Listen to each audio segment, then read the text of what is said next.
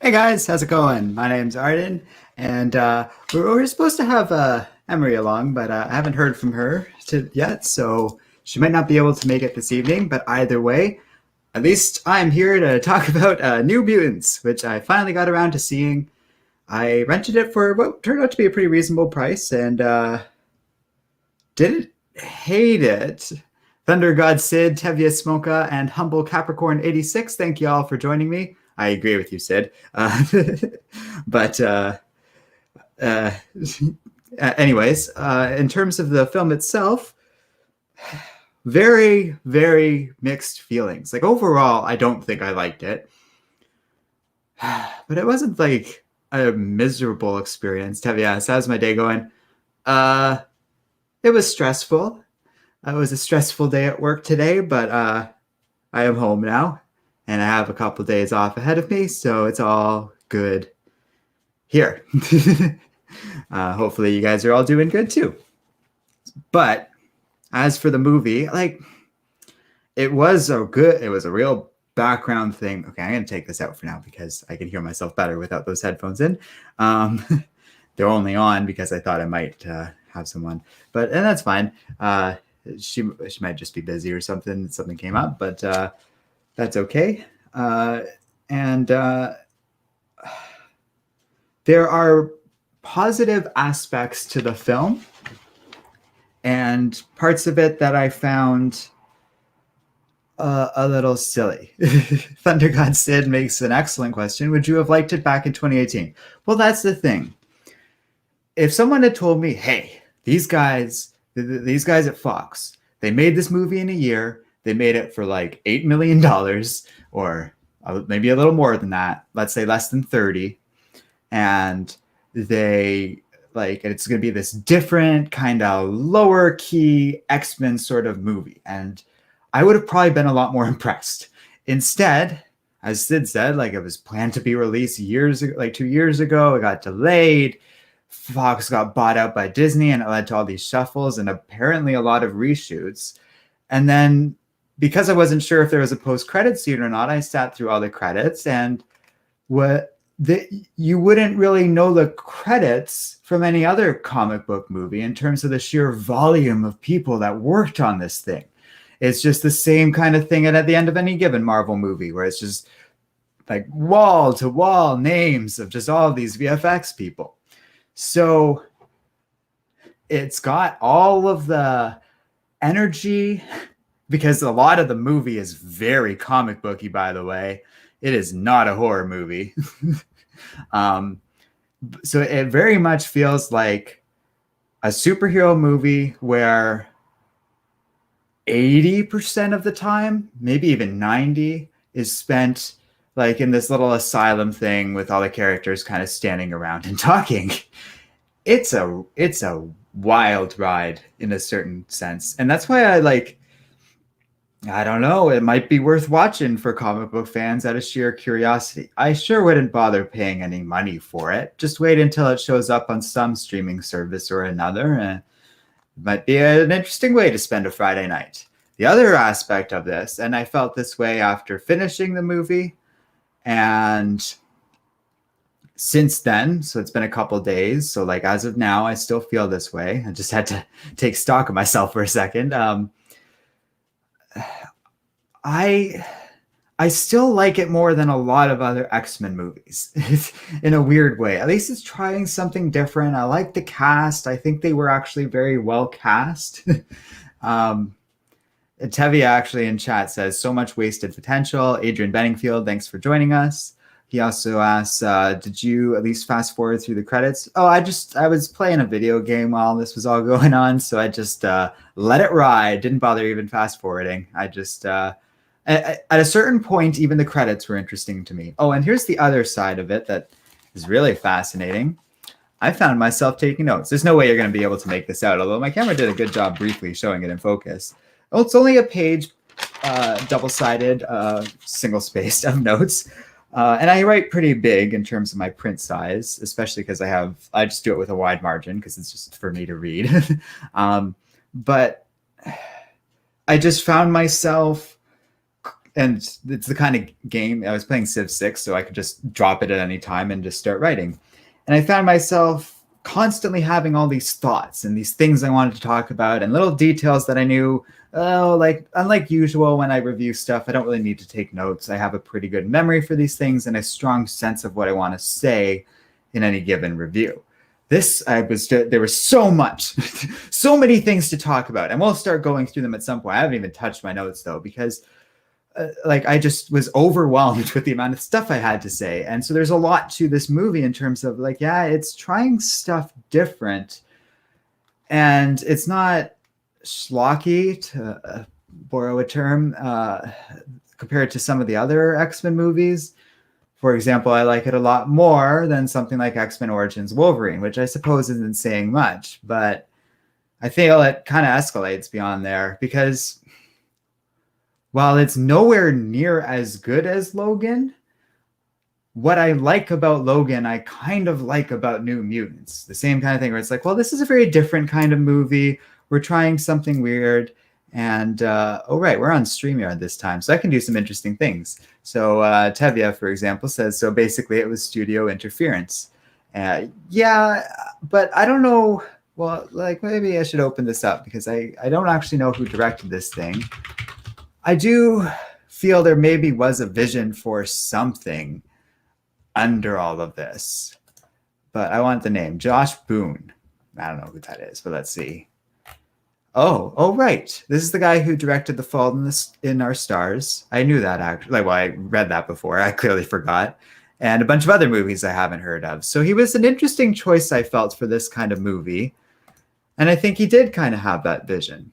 Tevye asks, is this better or worse than Dark Phoenix? Well, that is somewhere in my notes. I did feel the ending of New Mutants is a worse send-off for the X-Men than Dark Phoenix. Oh, and you know what? Overall, I definitely enjoyed my experience watching Dark Phoenix more than New Mutants, but not by much. It's actually, I would say, right around that level. It's a good pull. I'm sure you can see a can of peanuts sitting behind me. Get out of here. Anyways, but that kind of puts it medium low in terms of how I'd rank it overall in terms of New Mutants. But I definitely enjoyed aspects of it. And maybe it's time to get into this a little bit. But I will like, it's awesome seeing a pretty well cast and acted and even kind of directed Magic and Danny Moonstone. Those two in particular stand out. Cannonball's kind of whatever. Sunspot is a disaster. I think he was well cast, but everything outside of that is wrong. He's written very tacky and blunt and like in an obvious way where he's just this jock character and doesn't really get to shine beyond that. And then Arya Stark as Maisie Williams, who is shockingly young in this movie because she's at the age where she grows up quickly. And obviously this movie was shot at least a few years ago now. So she looks as though she's from like season 5 Game of Thrones by my best estimate, maybe even 4 for those of you who watch that show. And it's weird. Just weird seeing that. That was distracting at first before I kind of just moved past it. So I will say, and then, okay, so let's maybe get into my notes now. First thing I wrote down, first thought I had where I was like, okay, I need to start writing things down because I was getting, like I said, a little overwhelmed in terms of like the amount of stuff I had to say. Maybe it's okay that Emery couldn't make this stream because I'm comfortable with this being the me show for now.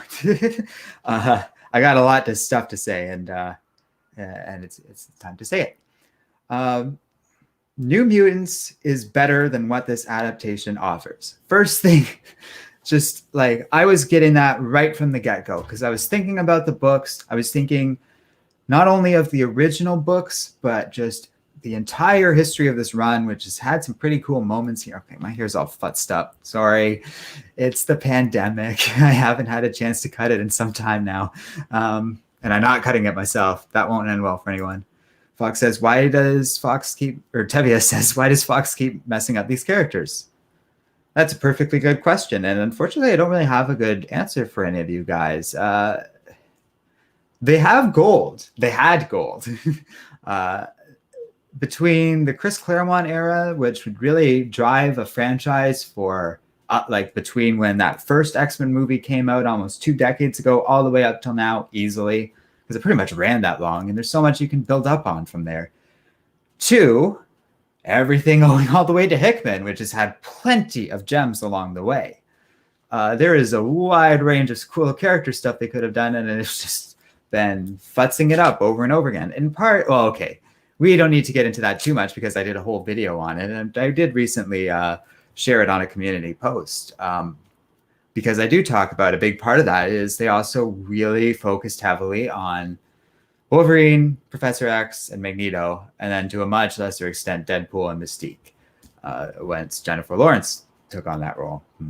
But yeah, like, it's just a shame. MSN ZZZ Temp says this movie is horrible.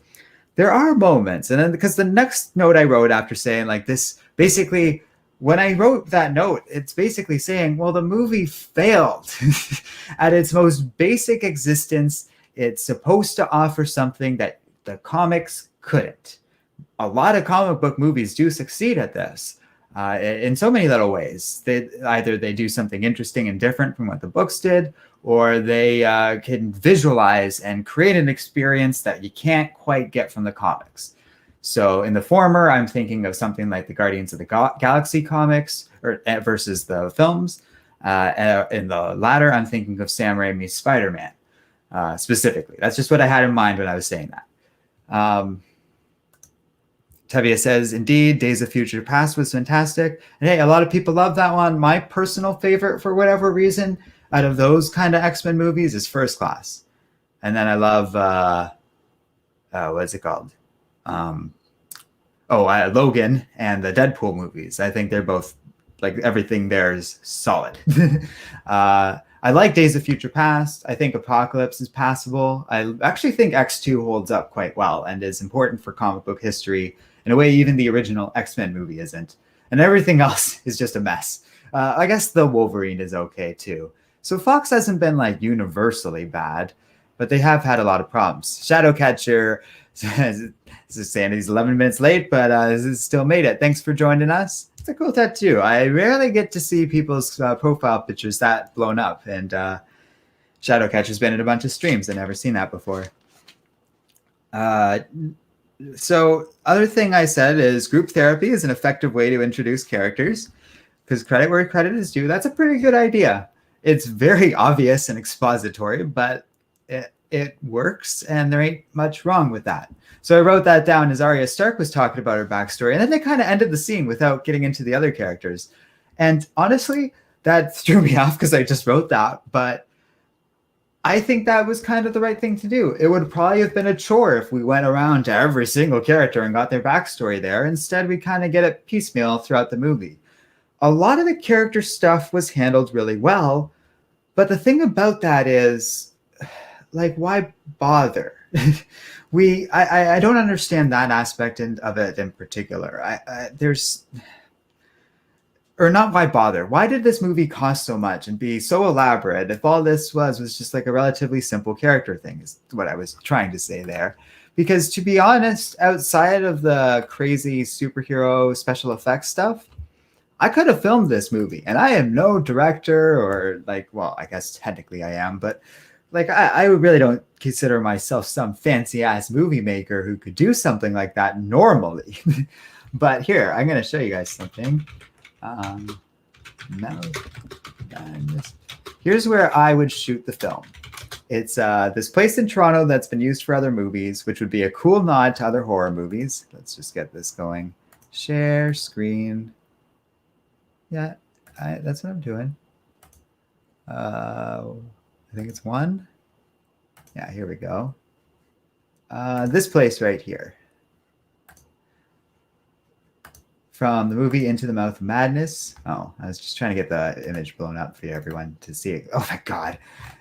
Anyways, this is an old water treatment plant in Toronto, and that's Sam Neill. And the idea behind it is like it just looks cool as an asylum. Here it's all apocalypsy, but it's like it looks like there's cells and a reception and stuff. They show it normal. Here we go. Like look at that. I feel you could do so many cool images. The R.C. Harris water treatment plant, like that, and that's where I would shoot this thing. And you could do all those interesting scenes from there and do all those interesting things. So hey, they scouted this thing out. It might cost them more than whatever stupid tax thing they did because they probably just built those sets somewhere like outside of Atlanta or something. But is this not better? And like I said, I have no experience with the demon bear or visualizing that. And a lot of that stuff looks really good. So you'd outsource all of that. But I could make this movie for about like whatever, half the price that they made it for. And it would look better.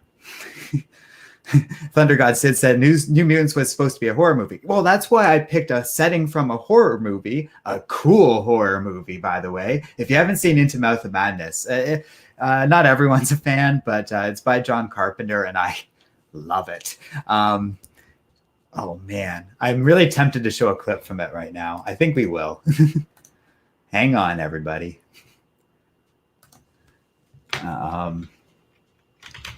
I think you'll be able to hear this. Maybe I should just let my speakers go just in case. Oh, that won't work.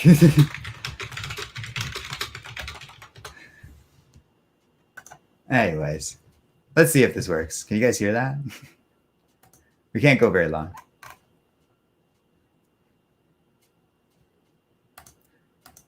Blah, blah, blah, blah. He's talking about how he's God. Have I ever told you my favorite color is blue? He just wakes up from a dream and everything's blue. And then Sam Neill is going to let out the most horrifying scream in existence.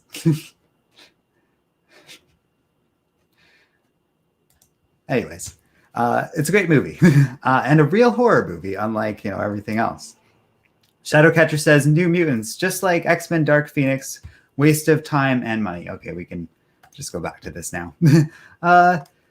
Kind of. I didn't hate Dark Phoenix, to be honest, but it did kind of feel like a waste of time in the same vein, because here we have like this silly little retread of an already failed X-Men movie, and it felt pretty pointless.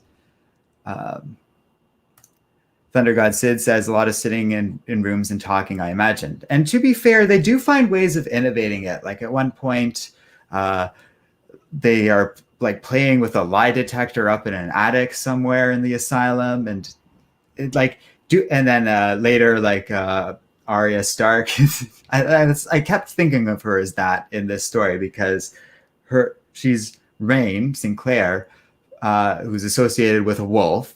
And then, of course, the Stark family is associated with the wolf, so it just all blends together. And she looks like a younger version of Maisie Williams, so it's just burnt into my head. But anyways, her and Danny Moonstone are frolicking in the grounds around the campground, or like the asylum outside. And so they do kind of find ways to keep the scenery interesting and looking pretty cool.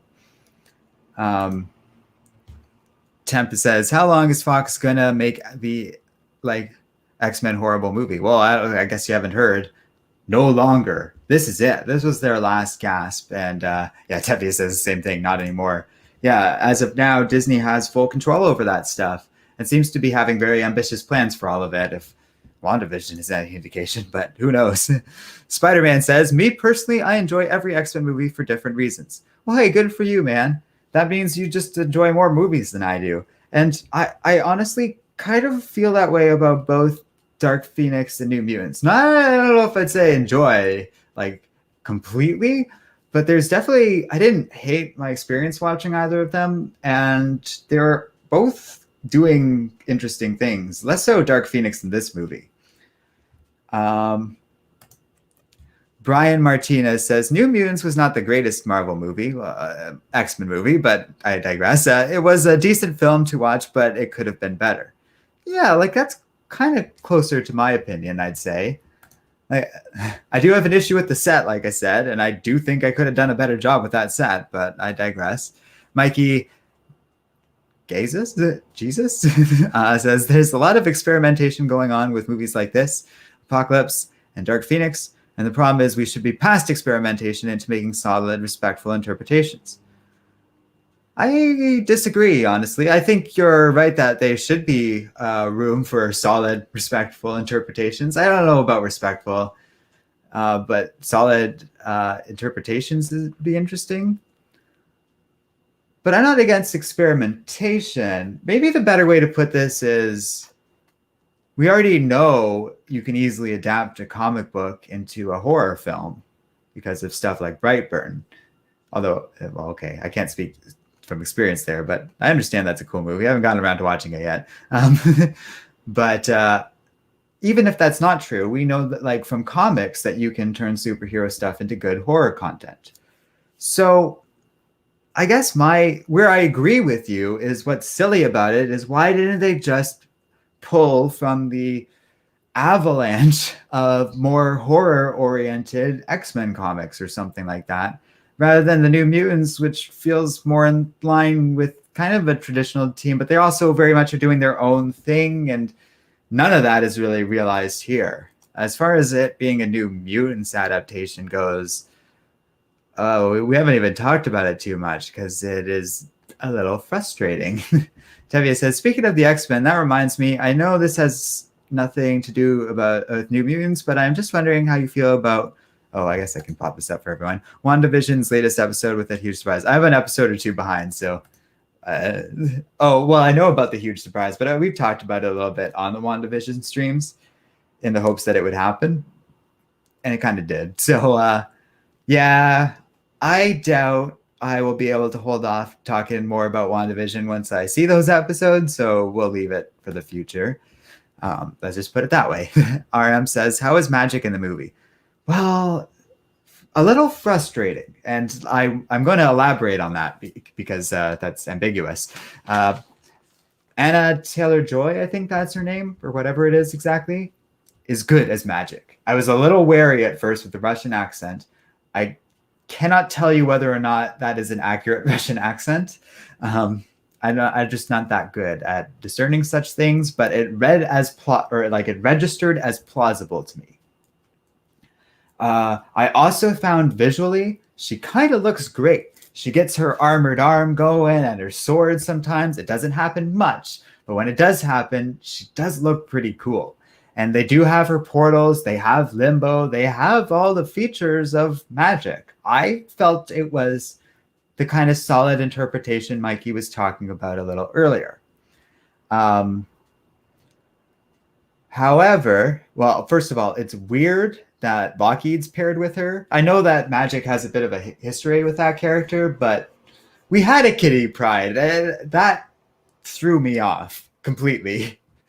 But so she's got a little puppet she calls Lockheed, and you know what? From here, like, I'm just gonna say, spoilers from here. He does actually turn into a dragon at one point, and Magic fights the demon bear, and it's awesome. It's the only part of the final battle where all the New Mutants get to do kind of something that I really like. Her and Danny's bit in that final act is excellent. Everyone else is kind of wasted, especially Ron. That felt really disappointing.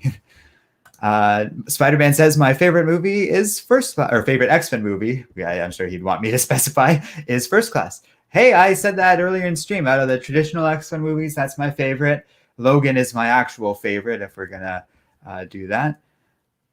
And it's great. Mikey says exactly, that's a more eloquent way to say what I meant. Okay, cool. That I kind of was just trying to state my own opinion, but I guess I just sort of better stated that. So that's great. Yeah, I agree with you completely then. Tevye says Grant Morrison also has great horror elements from the X-Men. Yeah, I was also thinking like maybe X-Force. The run before Rick Remender took over was pretty horror-ish.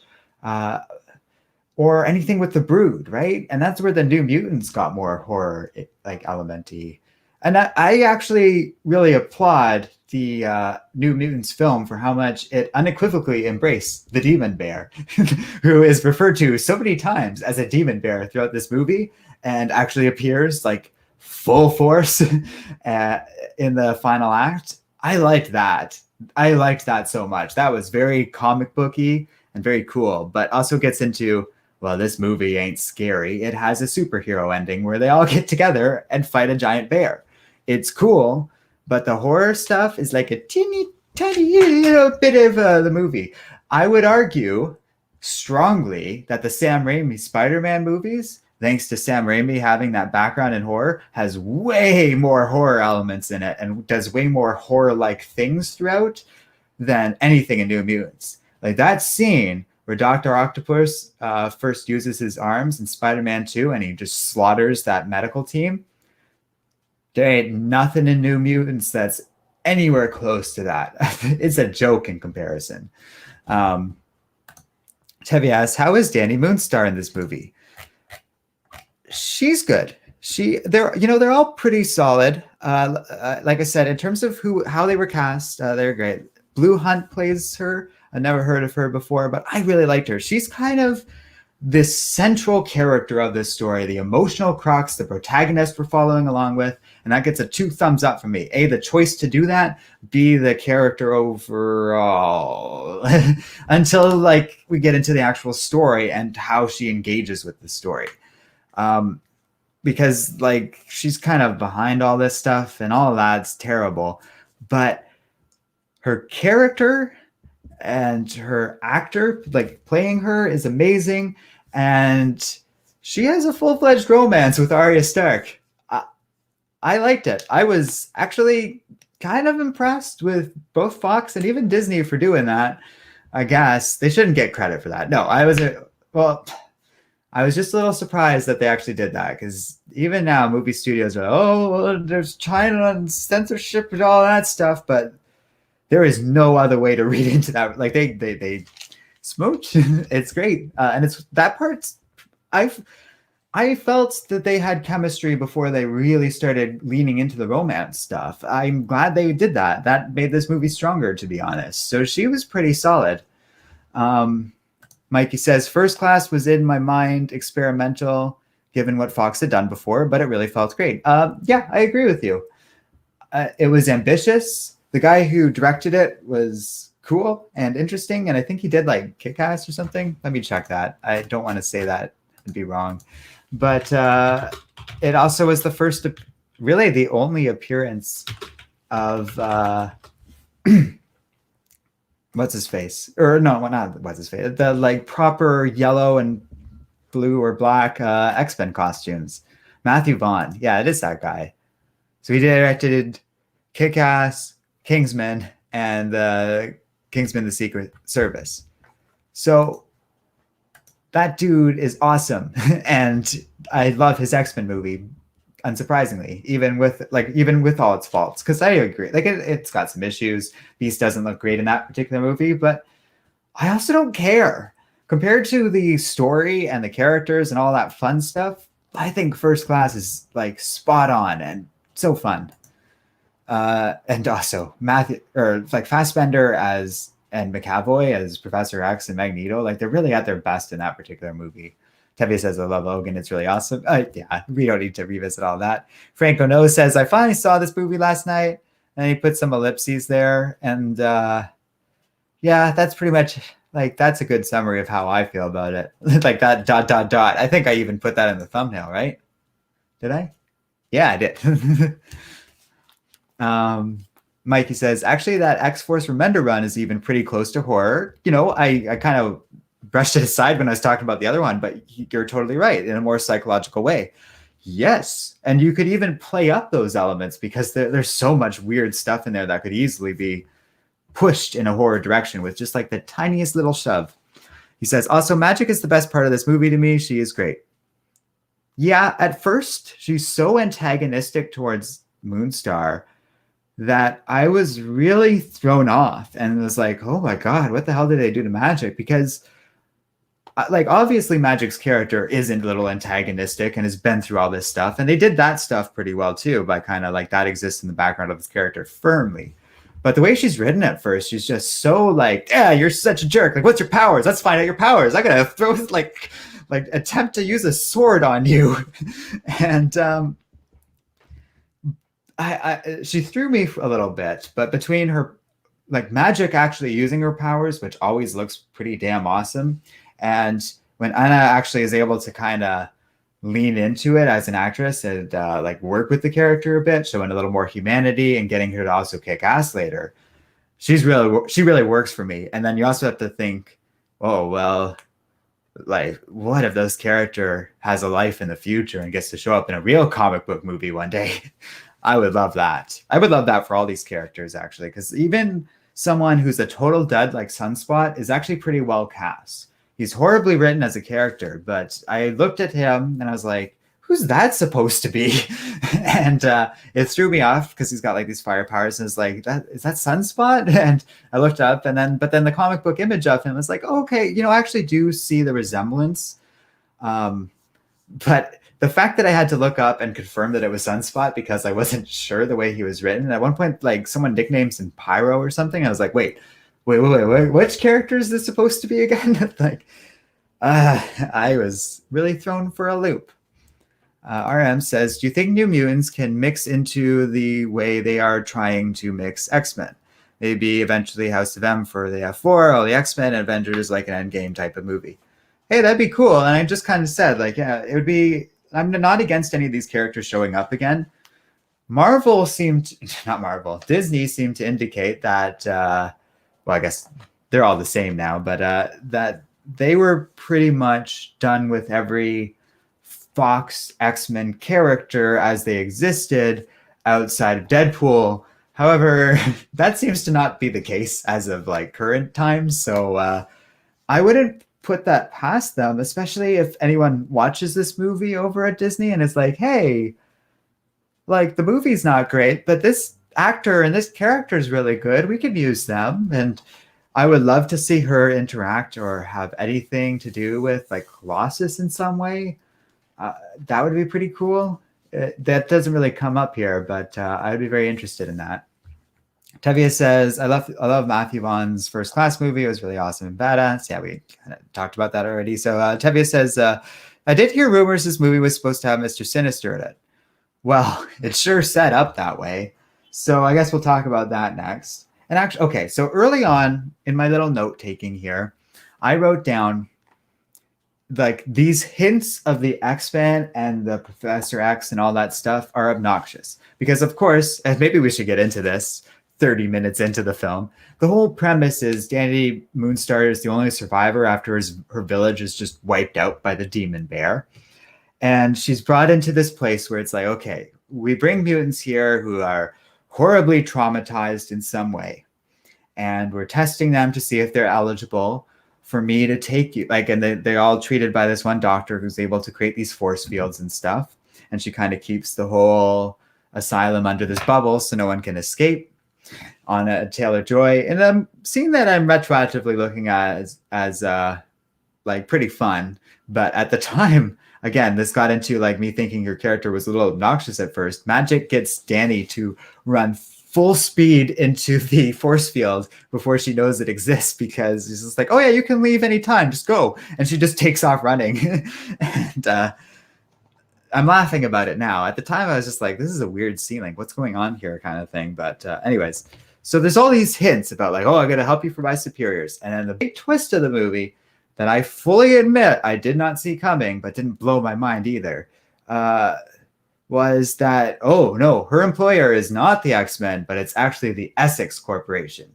So you can absolutely see if, I don't know if the, like, that's the thing about that rumor though, is anyone could spread that rumor because it sounds so plausible based on the movie's plot. I don't think there were really any cameos planned. I do think there was some sort of post-credit or mid-credit scene that was scrapped that probably hinted at future adventures with the New Mutants. But Disney cut that, is my guess. So that twist, pretty clever though, I will say. Like I said, we're just going to spoil it now because I don't care. The movie's not that big a deal either way, but yeah, that's something. RM says, are there any cameos from past X-Men movies or characters, not just references? No, there's absolutely nothing. The only connection whatsoever is the trivia, and maybe there's a line I missed of like Magic's connection to Colossus, but I didn't hear that. the existence of Lockheed in this story, which is just weird, and the Essex Corporation, which was set up at the end of Apocalypse, I want to say, but I could be wrong. It was some other movie somewhere. Oh, and also, I could be wrong, but I think they used footage from Logan at one point in a very clever way, if true. Uh, Either that or it just is a different facility that was experimenting on children with superpowers. But it very much looks like they kind of connected it to that facility from the Logan movie. And I think there's a little tiny cameo of Daphne Keane, like X-23, because of it. I could be wrong, like I said, but it sure seemed that way. Oh, here, I have the thing open. Let's see if it says anything on the Wikipedia page about that. No. I don't see anything here about that.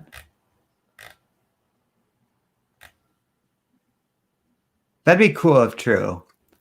But it doesn't say a word about it anywhere here.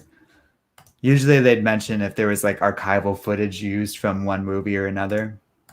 Tevye says, yeah, Apocalypse hinted at the Essex Corporation. So we got payoff to that like 4 movies later. How utterly pointless. I think this movie was supposed to come out before Dark Phoenix, though, so maybe like that might kind of explain some things, but it is silly. Here's a note from my thing here. 3 scenes into the movie, I hated the asylum. A, that gets into the visual design, because like I was saying, you have a million alternatives that could have looked better. And B, I was just like, oh no, we're stuck here for the rest of the movie. And it already was a bit of a chore. I also strongly disliked the whole basic premise of this film, because even if it's not exactly what they're saying here, it's basically creating a connection here. Let's drop this for a second. It's creating a connection between mental illness and being a mutant. And that's, I don't like that. That's actually different, in my opinion, than comparing it to racism, like X-Men was originally conceived, or later on when it was used as a bit of an analogy for like the LGBTQ movement. While people with mental illness are very much discriminated against, and you can, there is a way to kind of tread that connection. It felt like they were all there because of their powers and stuff, and I didn't like that because, okay, maybe I'm nitpicking here. I think I am. But it was bothering me when watching it, because I guess it really is how the movie handles it, because there is a right way to do this. But my issue is the whole analogy for being a mutant is this is what you were born with, and you should be proud of what you are. And that's a little different than a disability, which is a little more nuanced. It's a disease. It's something you kind of have to overcome. I actually dislike the kind of Hollywood trope of like, oh, they're just different, but they can do everything just as well as everyone else. No, that's not really what a disability is. The disability is not being able to do everything as well as everyone else in exactly the same way, and needing accommodation because of that. So there's like, at this movie's core, it's getting something kind of wrong, I feel, about the mutants. And as an X-Men fan, it kind of bugs me a little bit. I think it was not done great. RM says, I feel like New Mutants are going to take a while to work their way into the MCU. I agree. For all the rumors about WandaVision, I do think they're going to take their time a little more than that. They said, do you think they will bring back New Mutants in any way, or just scrap everything from this movie and move on? Well, that's a good point. Because of that delay, I do think it might be less likely we're going to ever really see any of this New Mutant stuff. I doubt the film made Disney any money at this point, and they've probably just written it off. So not as a team, or if we do, it'll have to be revised. But I'd love to just kind of reboot things with the same cast, for example. We could do that. Why not? Tevye says, mental illness and superheroes. Gee, have we heard about this before? Oh, right, Heroes in Crisis. Well, it ain't no Heroes in Crisis. Heroes in Crisis like fumbled that far worse. And like I said, I feel like I'm I'm kind of picking it apart a little bit, but this is a criticism. Like, I wouldn't hold something like that against the movie too much, but it is like a core element of the film that bothers me too. So I'm not going to be too apologetic, but Heroes in Crisis blundered it so much worse than anything here. But even then, the villain of this story kind of is Danny Moonstar because she's causing all these problems and spooky stuff to happen. And, she is the one who's able to resolve things because of it. But it does kind of feel frustrating when, like, she could, I don't know, like, it feels like, oh no, her trauma, her mental illness is the bad guy. Actually, that is the same mistake Heroes in Crisis made. And it's frustrating to see once again. But overall, New Mutants introduces that concept better and resolves it much better than Heroes in Crisis does. And Danny Moonstar doesn't kill anyone either. And that's very important compared to Wally West over in Heroes in Crisis. Oh, I guess she does. Okay, but it's really like her powers are emerging for the first time. This isn't a Wally West situation. It's very sympathetic how it's portrayed because I guess she's technically responsible for quite a few people dying now that I think about it, which is unfortunate. Mikey says, I don't hate this movie, but it feels as connected to the other Fox films as that Wolverine and X-Men cartoon was. Oh, as that Wolverine and the X-Men cartoon was. I've seen that cartoon. He says, but the latter was way more layered and even used the mutant metaphor better. Yeah, I don't have anything to add to that because it's a good point to make. Mikey says, sorry, I was just checking something. Mikey says, being a lifelong X-Men fan, I'm starting to feel like the mutant metaphor needs an update or maybe should be dropped, like how Daredevil quit the idea of I see but better with the Netflix show. I think it's fine. I think in light of 2020 and American history, there's a lot that can still be said about the X-Men. I think a good example of that is actually Hickman's current run of the X-Men, where it shows like kind of that empowerment and that being like, you aren't like, you can't just peacefully accept or like expect the human race to come around to treating everyone as equal. We need to secure power. We need to protect ourselves. I think there's so much that can be explored in that regard and stuff like that. And if you want to be able to have that discussion of that metaphor and explore it in new ways we haven't seen before, maybe we need more writers that have experienced that stuff before. I'm going to say that. No offense to Claremont and Hickman and stuff like that, but if you line up all those directors, there's a pattern there that I just indicated. And yeah, maybe someone like Ta-Nehisi Coates or Saladin Ahmed might have some more stuff to say about the X-Men. Just a thought. And I'm not calling you out there, Mikey, or anything. That is explicitly directed at people like Cebulski, Marvel, Perlmutter, and that sort of thing. Not that I'm talking to them directly. That's just a comment. That is a scathing criticism of those particular individuals.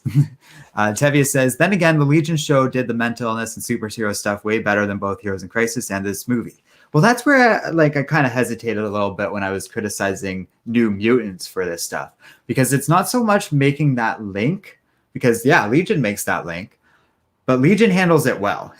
And does it so much better and so much more interestingly. RM says Legion was amazing. I agree. I actually, it took me a while to watch the last season, but I did, and it was an interesting show, and I'm very, very glad I watched it. It's got some cons to it.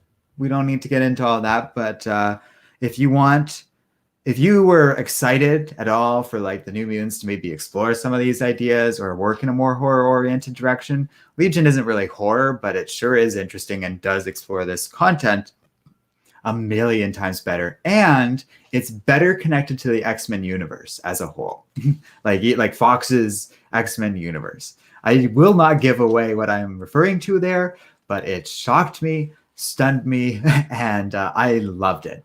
I think most of you will know what I am saying. Don't you say nothing in chat though. I'm watching.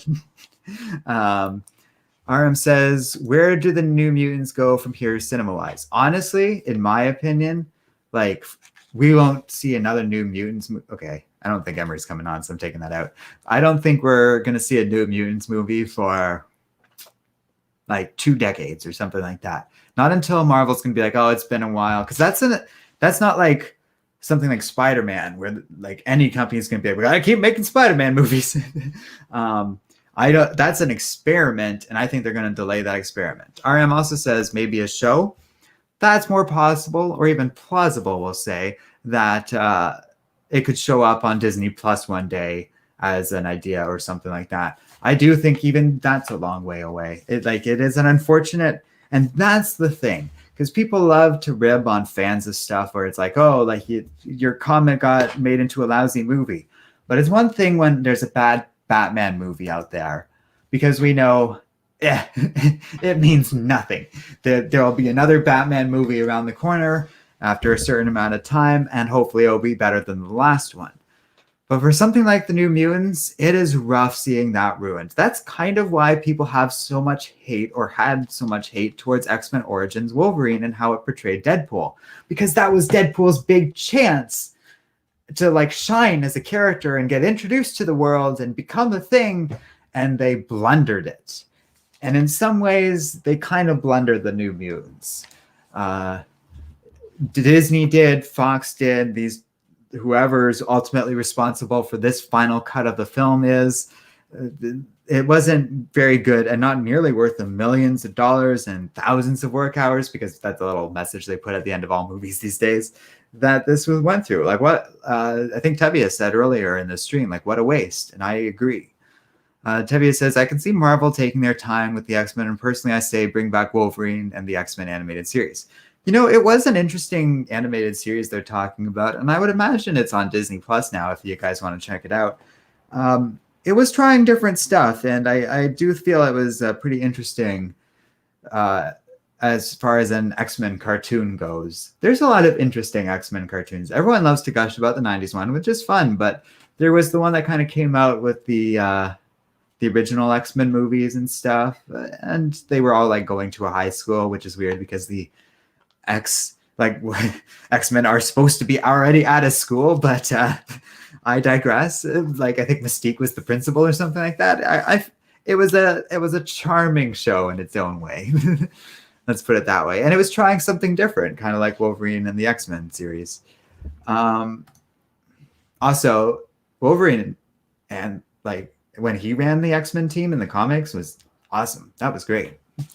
Adrian says, considering Mutants X titles are Marvel property, they can take their time with them due to not having rights to going back to them. Hey, that's an excellent point.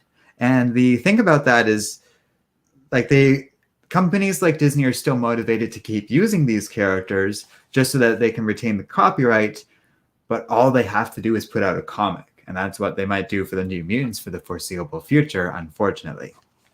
But that's a good point that Adrian makes. Like, they are in no rush to bring in the X-Men. It looks like it might be after the Fantastic Four get introduced, for example. Why rush? Mikey, and that's the thing.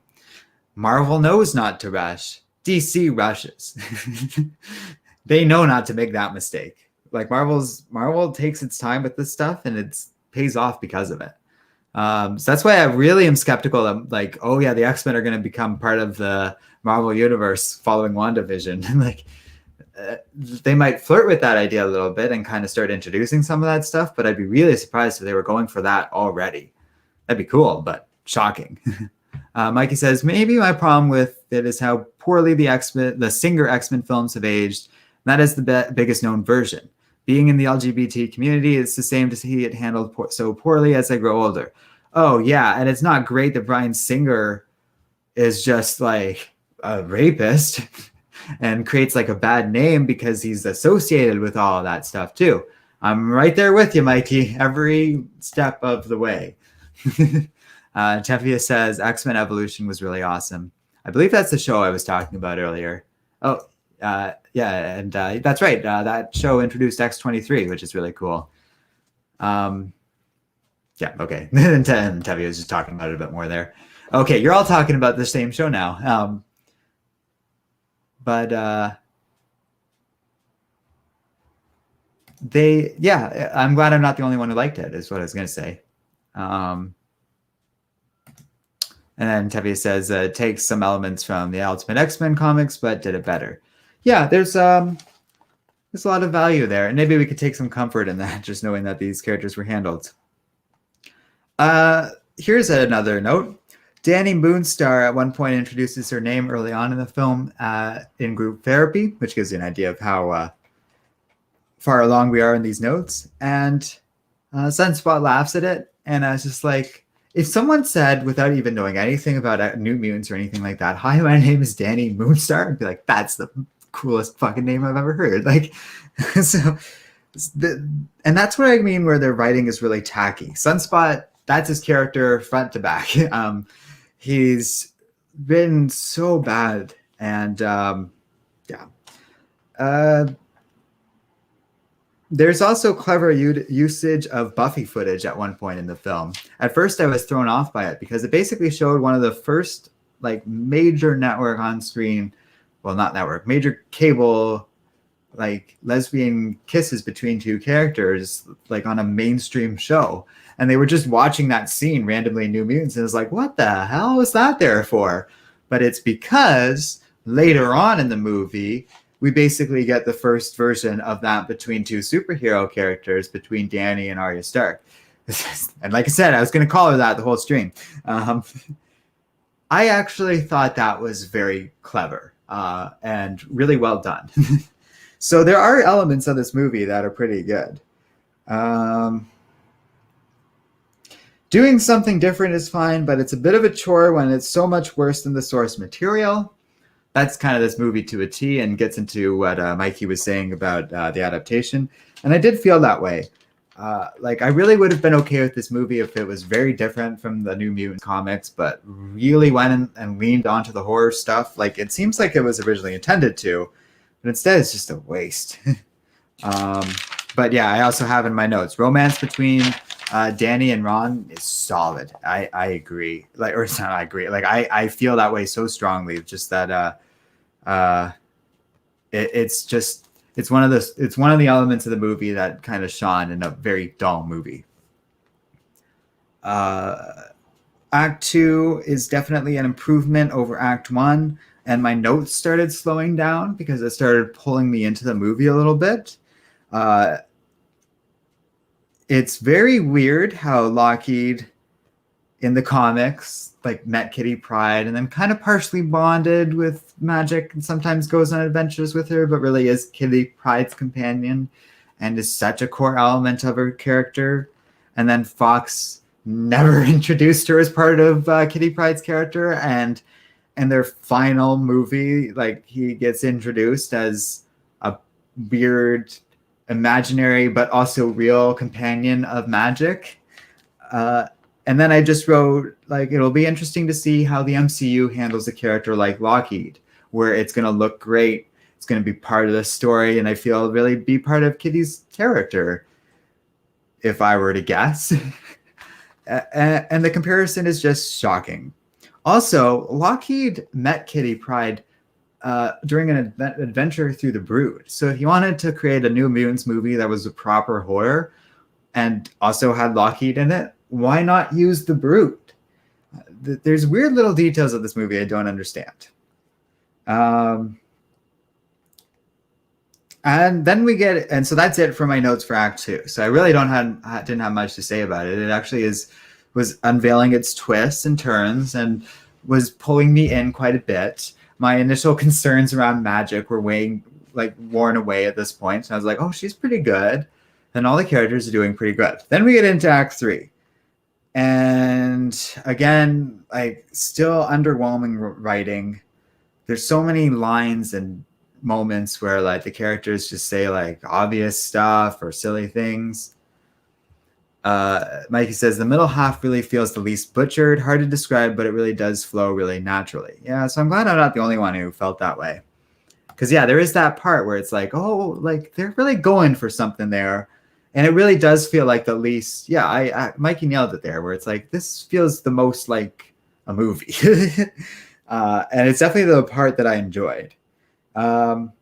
And then, yeah, as I said earlier, Ileana is truly awesome when she starts using her powers, and it looks good. Like they did those special effects well, and that's where like all the budget and all those names and the credits I was talking about show up from. But it's also shocking because then the next thing on my notes is this is 100% a standard comic book movie and 0% horror. Like that, I feel it is that ratio. And that's what I was saying, like a teeny tiny little sliver of a hint of horror. There's nothing there because the final act is all just demon bear. At which point Magic pulls out her sword and Lockheed appears and he looks great, by the way. And so she's fighting him, dragons zipping around, shooting fire at the bear, and she's like using her portals and stuff. Then all the other characters show up and it starts to become, that's where it kind of lost me, because then like Cannonball's doing his thing, but it's like his big thing is he just kind of like grabs Danny and zips her out of there really quickly, which it looked cool, but it felt pretty pointless. Sunspot gets to throw some fire at the bear, and I'm just like, oh my god, like what are we doing here? And then and then like Ron just sort of fights it a bit and then nearly gets killed by it and is like screaming at Danny to wake up because she goes like comatose or something, and that's the climax of this film. It's so much like any other superhero comic book movie. And but then Danny gets to confront the demon bear herself, and instead of battling it, because it's a part of her and it's a part of her emerging powers, she's starting to come to terms with it, and she's able to pacify the demon bear. Like I said earlier, the only part of the ending climax giant fight thing, and it's pretty damn long, that I liked was the stuff with Magic and then the ending stuff with Danny. Her pacifying the demon bear was great. I thought that was really good, but Magic's the only one who truly got to show off her powers in this film. And it helps her character, like it made her character more fun because of it, because she got to really cut loose. And she's at one point she says, "I am the most powerful mutant here," and I was like, yes, you are. And it was nice that we got to see that, actually. Because at first I thought we weren't. But they do pay off that. But then it's like, well, why bother with all this horror stuff? Like, I really don't know. It's getting dark in here. And I don't really have any good answer for that because the movie doesn't either. And then the movie ends so quickly. They figure out that we're not like really being tested for the X-Men. The one lady kind of gets killed or something, and then they manage to escape the demon bear, and then they leave the asylum grounds, and that's it. We don't know if they're going to go find the X-Men or not. We don't know anything, and that's the final word ever on Fox's X-Men. Can you believe it? And then I just wrote in brackets after that, what a mess. But that's it. And that's where I was saying, like, I don't know if I like Dark Phoenix more, but it's a way better send off for the X-Men overall, like as a swan song for it. This was like, oh boy. Actually, that's the last note I wrote. Dark Phoenix was a better farewell to the X-Men. And honestly, it's probably how I'm going to remember more, like how I'm going to think of the Fox X-Men movies ending and that era coming to the end on Dark Phoenix. Because that makes more sense than New Mutants, which is just a disaster, to be honest. So there we go. That was a nice hour-long review of this. Unfortunately, we teased this for a while that we were going to review it with Emery, but I'm guessing for one reason or another she couldn't make it. No biggie. These things happen. We'll have to have her on for some other thing in the future someday, but that's okay. Or maybe she'll just I'll just get her to stream. I can like just be like, oh, we can have a further conversation about this one day. But yeah, thank you everyone very much for chatting. Oh, actually, I'm going to just check one thing real quick here before we go, because it's entirely possible I missed out on a little something here, and I just want to check. Oh, okay. No, we're looking good. Alrighty. So yeah, thanks again, everybody, and we'll see you next time here on Comic Island. Whew. Yeah. Oh, well, here. Sorry, there's more comments that showed up, so I'm gonna do that before I go. Shadowcatcher says, in America, can people sue a studio for making them watch a stupid movie? No, you can't do that in America or Canada, unfortunately. Although, I'll tell this to whoever because obviously this doesn't apply for a digital purchase. Although, it kind of depends. Like, I watched this whole thing, but if you truly hated it, like if you truly are hating a movie going experience and you haven't gotten that far into it, you should look into getting a refund. I know iTunes is pretty good about that, but then like movie theaters, if you like leave after the first half hour, they'll usually give you a refund or let you go and watch something else or something like that. And like the movie loses money in that regard, so I recommend that is all I can say. It's the only way you can really do it. And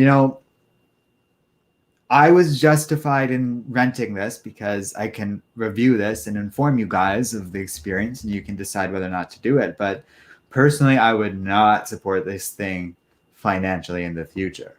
I paid like $6 Canadian to rent it for 2 days. That was worth it in my opinion.